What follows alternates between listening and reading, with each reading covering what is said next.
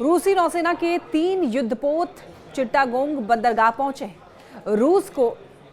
रूस की क्षेत्रीय प्रभाव को बढ़ाने की दिलचस्पी के बीच ये कदम बांग्लादेश की विदेश नीति में रणनीतिक बदलाव का संकेत है। नमस्कार, मेरा नाम है लक्ष्मी। रूस की नेवी के 3 जंगी जहाज रविवार को बांग्लादेश की चटगांव बंदरगाह पहुंचे हैं। बांग्लादेशी आर्मी चीफ जनरल वकार उज़-जमा ने हाल ही में रूस का दौरा किया था। उनकी मॉस्को यात्रा के 1 हफ्ते से भी कम समय में रूसी नौसेना के युद्धपोत चटगांव पहुंच गए हैं। और ये इसलिए खास है क्योंकि अभी तक बांग्लादेश की अंतरिम सरकार सेना का झुकाव पूरी तरह चीन की तरफ दिख रहा था। रूसी नेवी के जहाजों के चटगांव आने से पता चलता है कि बांग्लादेशी सेना चीन से आगे बढ़ते हुए बड़ी ताकतों के साथ संतुलन बनाने की कोशिश कर रही है। चटगांव बंदरगाह पहुंचे रूसी जहाज Rezkiy, hero of the Russian Federation, Aldar, Tsydenzhapov और पेचिंगा है।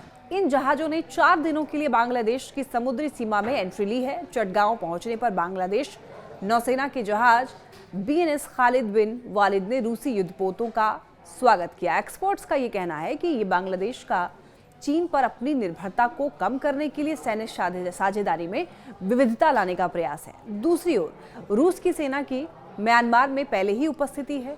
अब वो बांग्लादेश में व्यापक उपस्थिति तलाश रही है। इससे उसका पूरे क्षेत्र में प्रभाव बढ़ेगा।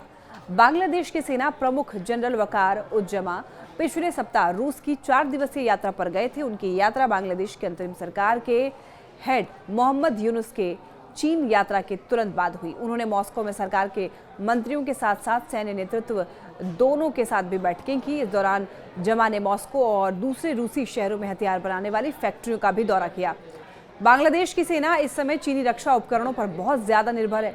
विशेषज्ञों का ये कहना है कि बांग्लादेश अपनी सैन्य साझेदारी को बढ़ाना चाहता है क्योंकि वो पूरी तरह से चीन पर निर्भर नहीं रहना चाहता। हालांकि चीन को रूस की म्यांमार के बाद बांग्लादेश उपस्थिति बढ़ाने से परेशानी हो सकती है। तो ऐसे में इन देशों के संबंध किस तरफ जाते हैं, ये आने वाले समय में देखा जा सकेगा।